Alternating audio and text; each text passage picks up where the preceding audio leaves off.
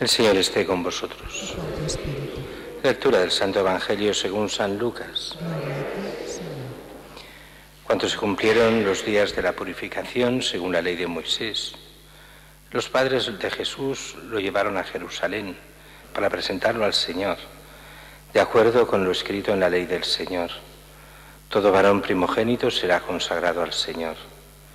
Y para entregar la oblación, como dice la ley del Señor, un par de tórtolas o 2 pichones.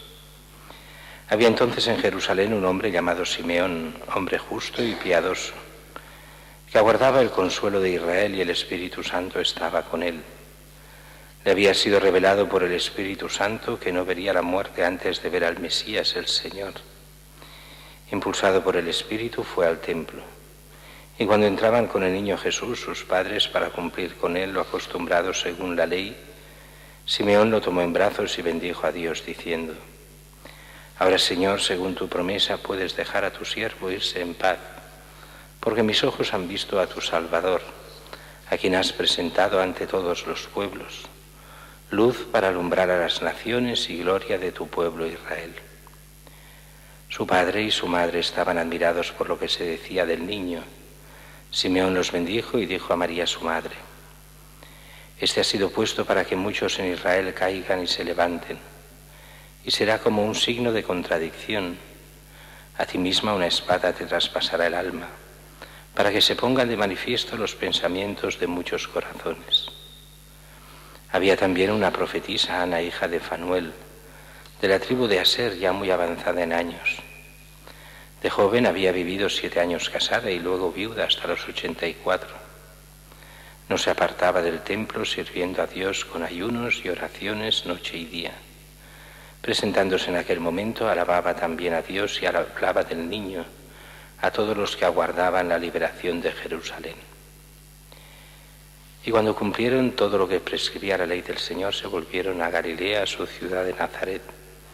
El niño, por su parte, iba creciendo y robusteciéndose, lleno de sabiduría, y la gracia de Dios estaba con él. Palabra del Señor.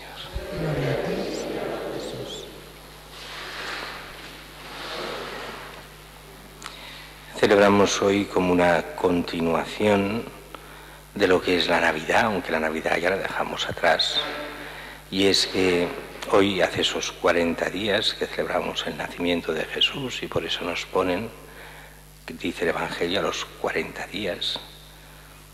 Pues es el momento en que se hace esta presentación. Bueno, esta fiesta hoy tiene muchos nombres, porque se celebran varias cosas a la vez. El nombre oficial es la presentación del Señor en el templo. El nombre más común es la Candelaria, y para muchos es la fiesta de la purificación de la Virgen. Y es que todo está ahí metido. De alguna forma nos lo dice ya al inicio, cuando se cumplieron los días de la purificación, y eso es la purificación de la Virgen. Hemos de entender, la Virgen no necesitaba ninguna purificación de nada, ya lo sabemos. Y de hecho, con el Evangelio todas estas cosas desaparecen a partir de Cristo. Pero en la tradición judía hay 2 impurezas de la mujer en este momento. Cuando tiene un hijo o una hija, la impureza, había una impureza social y una apariencia y una litúrgica. ¿Cuál es la primera? Si era un niño, duraba una semana y no podía salir de casa, no podía tener relación con la gente de fuera. La gente que fuera ella, claro que sí, pero se tenía que quedar en casa una semana. Y después eran 33 días de impureza legal. Hasta los 33 días no podía ir al templo, no podía ir a la sinagoga, no podía, sobre todo de cara al templo, eran los 33 días.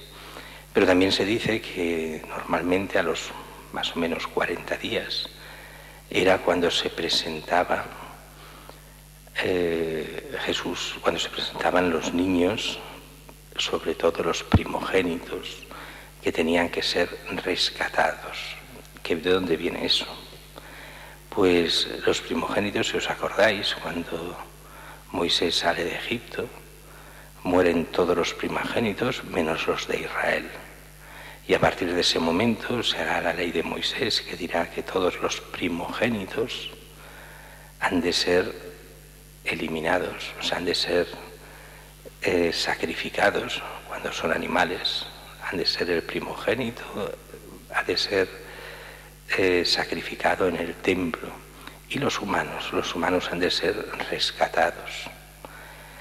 ¿Cuál era el rescatado? Quería decir que tenía que pagarse por ellos, como un rescate, para mantenerlos vivos. Claro que no se mataban a los hijos, y aunque no los rescataban, no es que los matasen, pero sí que había esta obligación legal para entender bien que la salvación de los primogénitos, como de todo el pueblo de Israel, viene de Dios. Así que era como una ofrenda especial a Dios. Y habían dos ofrendas: la ofrenda normal, que eran 5 siclos de plata, y después para los pobres había esta otra de la cual nos habla hoy, como dice, para entregar la oblación, como dice la ley del Señor, 1 par de tórtolas o 2 pichones. Los varones, primogénitos sobre todo, han de ser consagrados al Señor. Claro, aquí es curioso porque se presenta a Jesús, que es el consagrado del Señor, con lo cual Él tampoco necesitaba ser rescatado de nada, al revés. Él, el que no necesita ser rescatado, será el que se dará en precio de rescate por todos los hombres. Por eso muchas veces se habla de este tiempo de Navidad conectado al tiempo de la Pascua, tan conectado que incluso en muchos sitios todavía hoy, cuando se felicita la Navidad, se felicitan las Pascuas, cuando la Pascua es la pasión, muerte y resurrección de Cristo.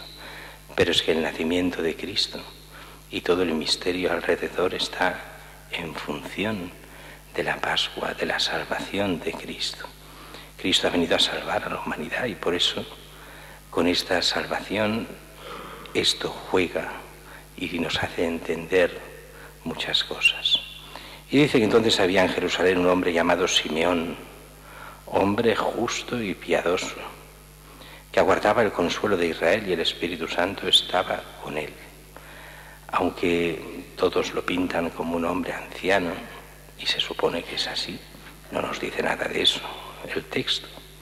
Lo que pasa es que cuando dice que le había sido revelado que no vería la muerte antes de ver al Mesías, pues se supone que es muy anciano y que está ya a poco de la muerte y que se le alarga la vida hasta ver a Jesús. Pero esto es una suposición, podría ser de mediana edad o relativamente joven, no lo sabemos, pero siempre se le pinta como el anciano Simeón. Y dice que impulsado por esta promesa del Espíritu Santo, impulsado por el Espíritu Santo, fue al templo. Y cuando entra el niño Jesús, para cumplir con él lo acostumbrado en la ley, Simeón lo toma en brazos y bendijo a Dios diciendo, y ahora viene esta oración que la Iglesia repite todos los días. La oración de Simeón es la que la Iglesia repite en la oración de completas, o sea, antes de irse a dormir.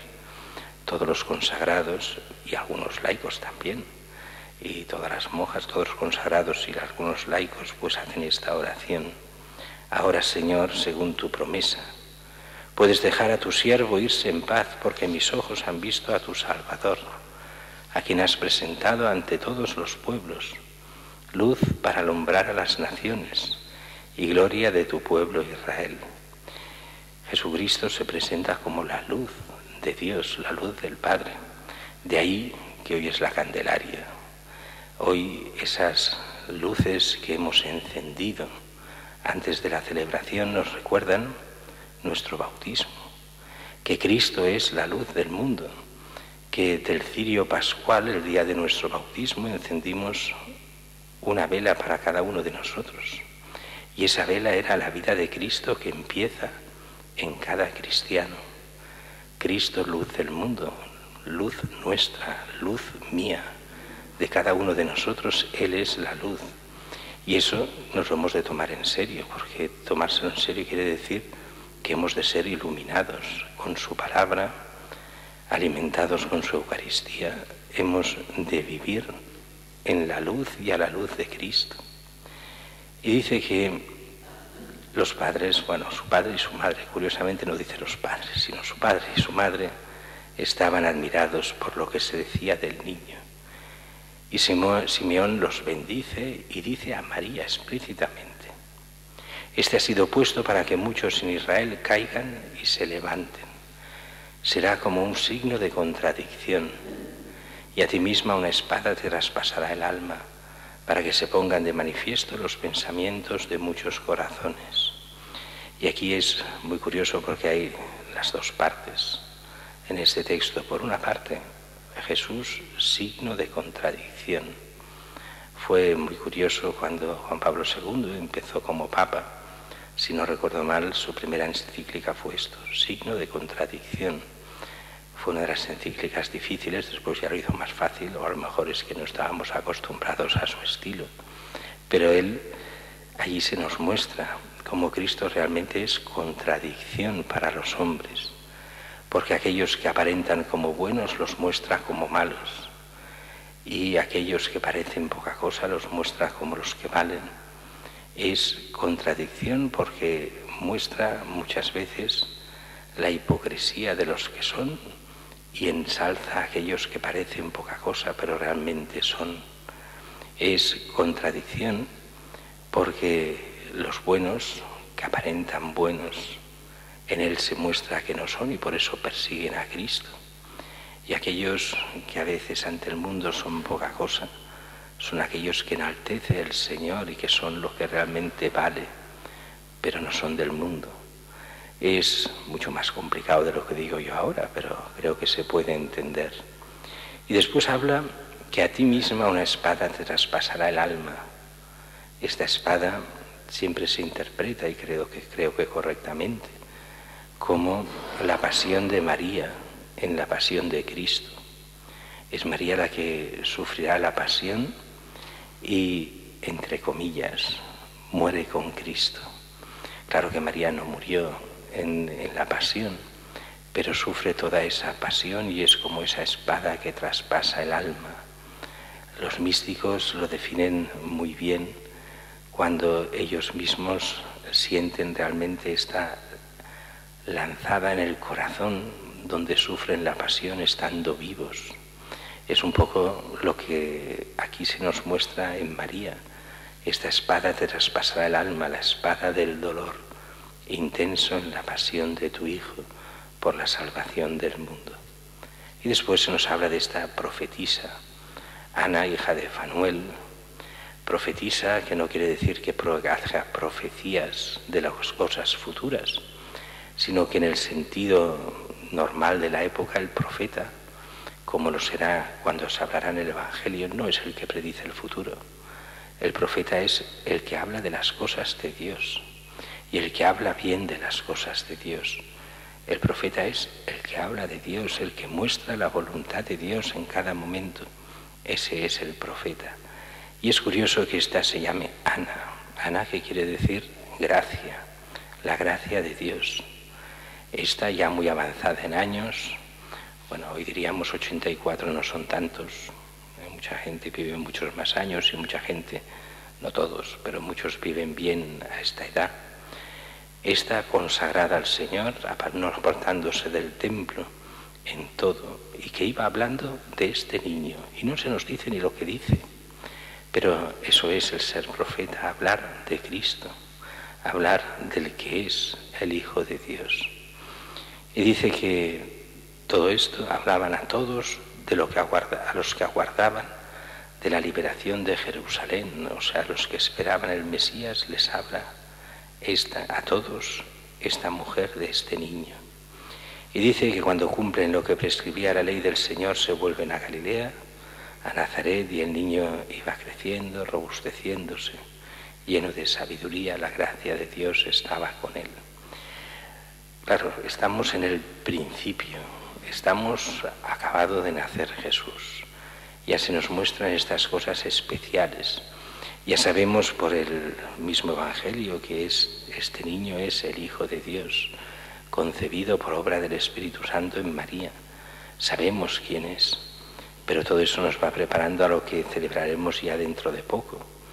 El mes que viene ya empezaremos la Cuaresma, la preparación a esta fiesta, la más importante de la Iglesia, la fiesta de la Pascua, de la Pasión, de la muerte y sobre todo de la resurrección de Cristo.